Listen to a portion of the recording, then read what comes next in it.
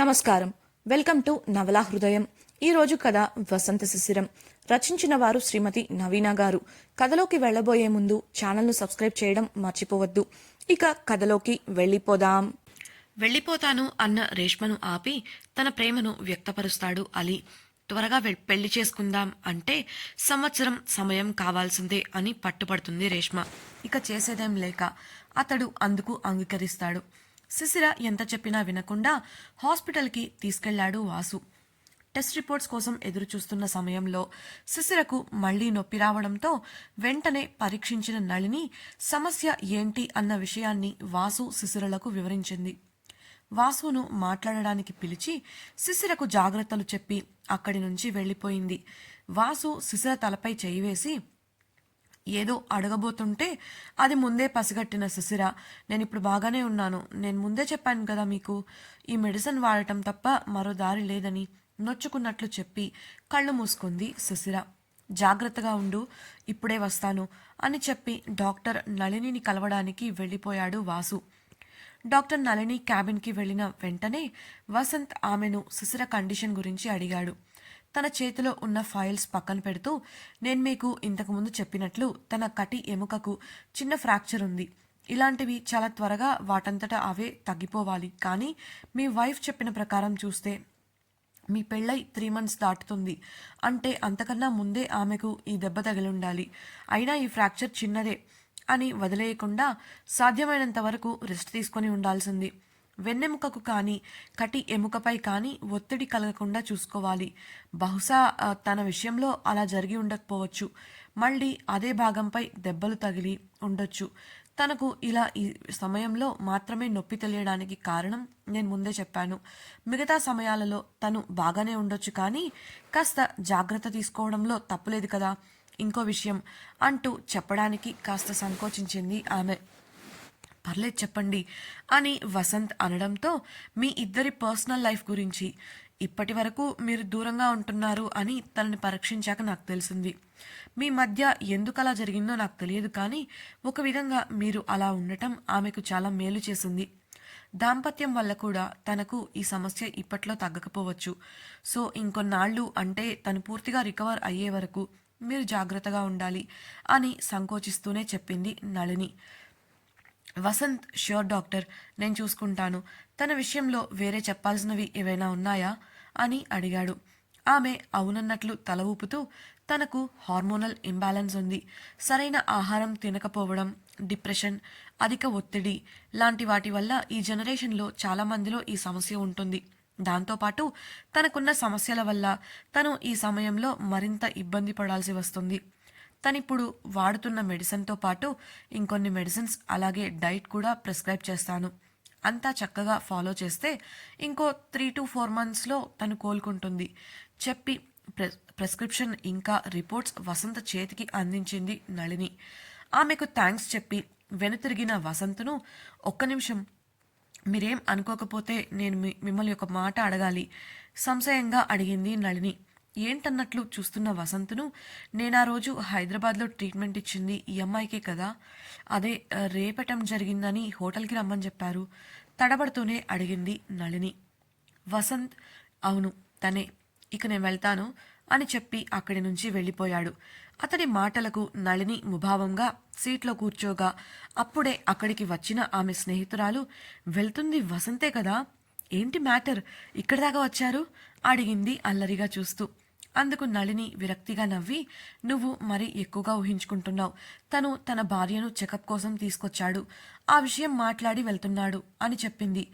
అదేంటి, తనకు పెళ్ళయిందా, ఎప్పుడు, నువ్వు చెప్పనే లేదు అడిగిన స్నేహితురాలికి 3 months అవుతుంది అని బదులిచ్చింది నళిని.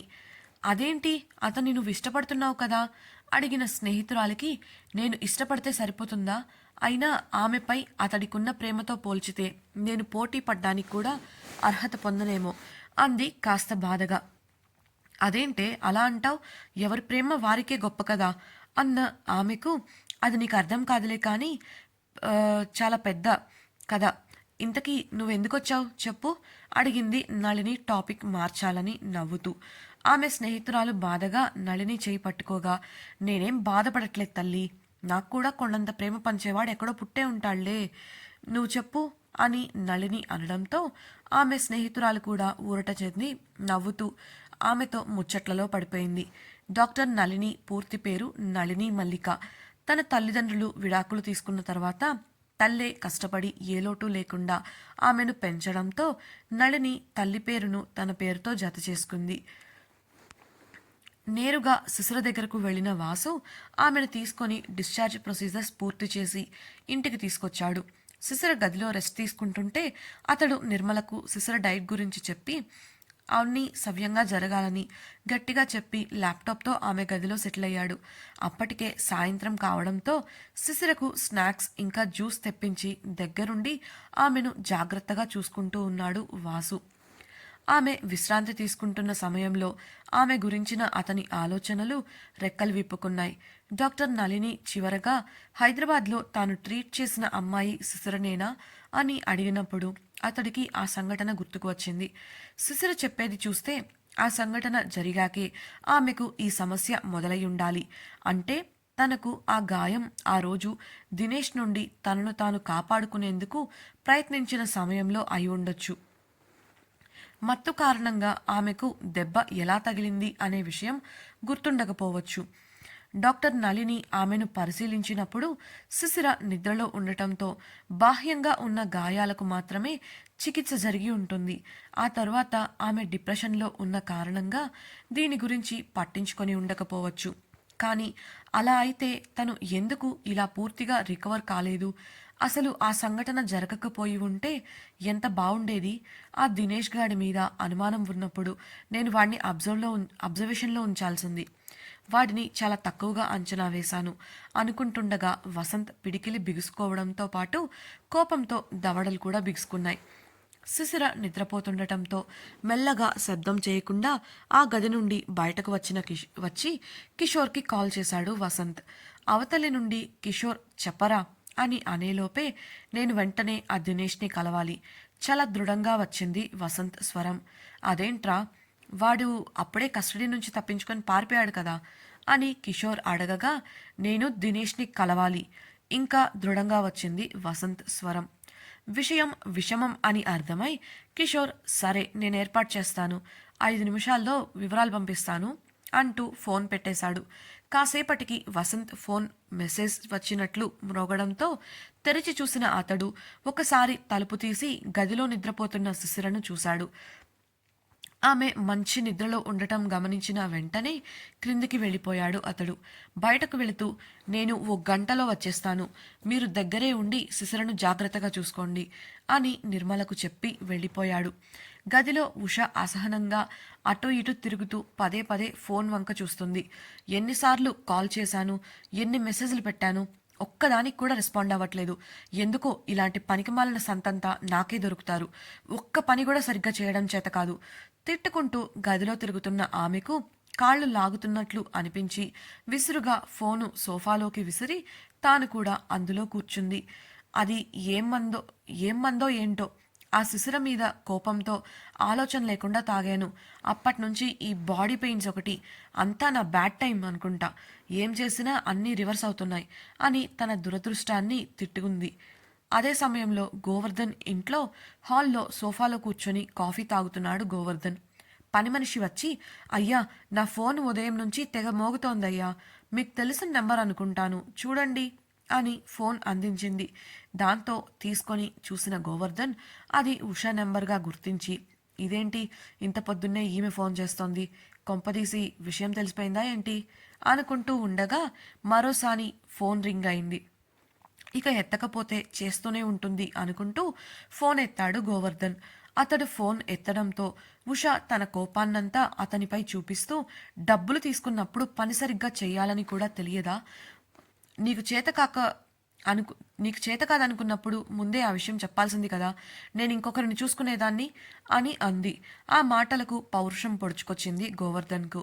అంతేకాకుండా ఇందులో తన పొరపాటు కన్నా ఉష వాళ్ళు చేసిన పనుల వల్లే ఈరోజు ఈ పరిస్థితి రావడంతో అతడు కూడా రెచ్చిపోయాడు. మాటలు జాగ్రత్తగా రానివ్వండి, దీనంతటికి కారణం మీరు కదూ, శిశిర ఫోటో ఇవ్వమని ముందే అడిగాను, ఇవ్వలేదు. అంతేకాకుండా ఆ డ్రగ్ సప్లయర్ని ఈ దరిదాపుల్లో ఉండొద్దని ముందే చెప్పాను. కానీ ఏమాత్రం వినకుండా దగ్గరలో ఉన్న బూత్ నుండి ఫోన్ చేయించింది మీరు. 2 రోజులుగా ఈ పార్సెల్ను మీరు ఆ అమ్మాయికి ఇవ్వడానికి ప్రయత్నించినట్లు ఉమ చెప్పింది. ఆ విషయం నా దగ్గర దాచారు. కనీసం డెలివరీ ఇచ్చే ముందు ప్యాకింగ్ మార్చాలన్న కనీస జ్ఞానం కూడా లేకపోతే ఎలా? ఇప్పుడేమో వాడు దొరికిపోయాడు. ఇప్పటి వరకు మీకు వ్యతిరేకంగా వాడి దగ్గర ఎలాంటి సమాచారం దొరకలేదు కాబట్టి సరిపోయింది. ఇకపై కూడా దొరకకూడదు అని ఆ దేవుణ్ణి కోరుకోండి. ఆ అరవింద్ అసలే మామూలువాడు కాదు అని గట్టిగా మాట్లాడాడు గోవర్ధన్. అదంతా విన్న ఉషకు కంగారు, భయం కలిగినా బయటపడకుండా ఏంటి బెదిరిస్తున్నావా అని అడగగా, కాదు హెచ్చరిస్తున్నాను. ఇప్పటికే మీకు సపోర్ట్ చేసి నా ఉద్యోగాన్ని రిస్క్లో పెట్టుకున్నాను. మీ వల్ల అందరి ముందు ఒక ఆడదానికి క్షమాపణ చెప్పి నేనొక అసమర్థుడిని అని ఒప్పుకోవాల్సి వచ్చింది. దీనంతటికీ కారణం మీరే అని అన్నాడు గోవర్ధన్. అయినా అది నిజమేగా, దానిలో పరువు పోవడానికేముంది? వెటకారంగా అన్న ఉష మాటలకు పళ్ళు కొరుకుతూ, కాస్త నోరు అదుపులో పెట్టుకోండి మేడం, మర్యాద ఇచ్చిపుచ్చుకుంటే బాగుంటుంది. నేను అన్నీ సరిగానే చేశాను. అంత కష్టపడి మంచి ప్రణాళిక వేశాను. కానీ మీరు దాన్ని సరిగ్గా ఫాలో చేయకుండా మీ ఇష్టం వచ్చినట్లు చేసి ఈరోజు ఇలాంటి పరిస్థితి తీసుకొచ్చారు. మీరేం చేస్తారో నాకు తెలియదు. నా ఉద్యోగానికి రిస్క్ లేనంత వరకు నా నోరు మూతపడి ఉంటుంది. జాగ్రత్త, ఇంకోసారి నాకు ఫోన్ చేయకండి అని చెప్పి ఫోన్ కట్ చేశాడు గోవర్ధన్. గోవర్ధన్ కూడా తనకు మర్యాద ఇవ్వకుండా మాట్లాడటంతో పాటు బెదిరించేసరికి కోపం వచ్చింది ఉషకు. డామిట్ అంటూ ఫోన్ విసిరేసి గట్టిగా అరిచింది. గోవర్ధన్ ఇలాంటి పనులు చేసేటప్పుడు ఎవరికీ దొరకకూడదు అని చాలా జాగ్రత్తలు తీసుకుంటాడు. అలానే ఈసారి కూడా చేశాడు. కానీ ఉష వాళ్ల వల్ల దొరికిపోయేవాడు. ఇలాంటి పరిస్థితులు వస్తే ఉపయోగపడుతుందనే తన ఫోన్ వాడకుండా తన ఇంట్లో పనిచేసే పని మనిషి ఫోన్ ఉపయోగించి ఇలాంటి డీల్స్ చేస్తుంటాడు. కేఫ్లో స్పోర్ట్స్ ఈవెంట్ కారణంగా కేఫ్ ఉదయం తెరిచినప్పటి నుంచి కస్టమర్స్ రాకతో కిటకిటలాడుతోంది. గణేష్ మరియు ఎప్పుడూ ఉండే ఇద్దరితో పాటు గణేష్ ఇంకో ఇద్దరిని అరేంజ్ చేసినప్పటికీ మనుషులు చాలలేదు. అయినప్పటికీ ఎక్కడా పొరపాటు రాకుండా ఉమ రిసెప్షన్లో ఉండి ఆర్డర్స్ తీసుకుంటూ పార్సల్ డెలివరీస్ పని చూస్తూ తన సహచరులకు వివరాలు అందిస్తుంటే వారు ఆర్డర్ ప్రిపేర్ చేశాక అన్నీ సరైన విధంగా కస్టమర్కు అందించేలా చూసుకుంటూ ఉన్నాడు గణేష్. క్షణం తీరిక లేకపోవడంతో నీరసించిపోకుండా ఉండేందుకు ఎలాగో షిఫ్టుల వారీగా భోజనాన్ని ముగించారు వారు. అప్పుడే ఒక వర్కర్ వచ్చి, అన్నా ఇంకా ఎంతసేపు అన్నా ఇలా అని నీళ్లు తాగుతూ గణేష్ను అడగగా అందుకు ఉమ బదులిస్తూ, 6 గంటల వరకు యూనివర్సిటీలో ఆటల పోటీలు జరుగుతాయి. సో అప్పటి వరకు కాస్తైనా మనకు రెస్ట్ దొరుకుతుందేమో, కానీ 6 తర్వాత లోపల ఉండే స్టూడెంట్స్ అంతా బయటికి వస్తారు. అప్పుడు ఇంకా కష్టపడాలి. కాబట్టి దొరికిన కొద్ది సమయంలోనే విశ్రాంతి తీసుకో అని చెప్పడంతో ముఖం వేలాడేశాడు అతడు. అది చూసి గణేష్ ఇంకా ఉమా నవ్వుకున్నారు. గణేష్ మాట్లాడుతూ, ఈ 2 రోజులకు సరిగ్గా పనిచేస్తే మీకు రెట్టింపు జీతం అందుతుంది అని చెప్పగా ఆ వ్యక్తి ముఖం వెలిగిపోగా ఉత్సాహాన్ని కొని తెచ్చుకుంటూ తర్వాత ఆర్డర్ సర్వ్ చేయడానికి వెళ్ళిపోయాడు. ఇంతలో ఉమా ముందుకు వచ్చిన వ్యక్తిని చూసి ఆశ్చర్యపోయింది ఆమె. ఆ వ్యక్తిని అక్కడ చూడటమే అయోమయంగా ఒకరి ముఖాలు ఒకరు చూసుకున్నారు ఉమా, గణేష్లు. ఒక పాడుబడిన గోడౌన్ ముందు చేతిలో స్పిన్నర్ను మునివేళ్లపై పెట్టి స్టైల్గా తిప్పుతూ బైక్పై కూర్చొని ఉన్నాడు కిషోర్. అంతలో ఒక కార్ వేగంగా వచ్చి అతని బైక్ను ఢీకొట్టినట్లే ఆగడంతో స్పెక్స్ తీస్తూ రేయ్ అంటూ అరవబోయిన కిషోర్ కార్లో నుంచి దిగుతున్న వసంత్ను చూసి ఆగిపోయాడు. అంతలోనే సాధారణంగా మాట్లాడుతూ, ఇప్పటికిప్పుడు ఆ దినేష్ గాడిపై ప్రేమేంటో అడిగిన కిషోర్ను కోపంగా చూస్తూ ఆ గోడౌన్ లోపలికి వెళ్ళిపోయాడు వసంత్. బాబు మంచి కాక మీద ఉన్నట్టున్నాడు మనసులో అనుకుంటూ అతన్ని అనుసరించాడు కిషోర్. ఇంతకీ దినేష్ అక్కడ ఉన్నాడా? ఉంటే వసంత్ దినేష్ను ఎందుకు కలవాలి అనుకున్నాడు? శిశిర గురించి దినేష్ నోరు విప్పుతాడా? ఉమా దగ్గరకు వచ్చిన వ్యక్తి ఎవరు? డాక్టర్ తనకు చెప్పిన విషయాల గురించి వసంత్ శిశిరకు వివరిస్తాడా? ఇంతకీ డాక్టర్ నళిని శిశిర గురించి చెప్పింది నిజమేనా? తెలుసుకోవాలనుందా? అయితే తప్పకుండా మన ఛానల్ను సబ్స్క్రైబ్ చేసి వసంత శిశిరం రాబోయే ఎపిసోడ్స్ని వినేయండి. అలాగే మీకు ఈ వీడియో అలాగే సిరీస్ నచ్చినట్లయితే లైక్ చేసి మీ సన్నిహితులతో షేర్ చేసుకోండి. మీ అభిప్రాయాలను సూచనలను మాతో పంచుకోవడం కోసం కమెంట్ సెక్షన్లో తెలియజేయగలరు. ఇట్లు మీ నవలా హృదయం team. Thank you for listening.